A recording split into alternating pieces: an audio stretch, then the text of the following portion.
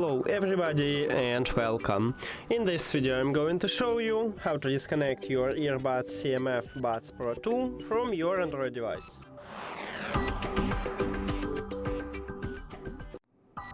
You have to start by open settings and then go to connected devices. Now click the settings icon near to your earbuds at the device list, and at the right side we have disconnect. But before I tap on it, I will tell you the difference between disconnect and unpair. So disconnect, it stops Bluetooth connection, but leave your device at the device list. And unpair totally remove your device from your phone. Now let's tap on it, and as you can see, I just stopped Bluetooth connection, but I still have it at the device list. That's it. Thank you for watching this video. If you found it helpful, please consider subscribing to the channel and leave a like on the video. See you later!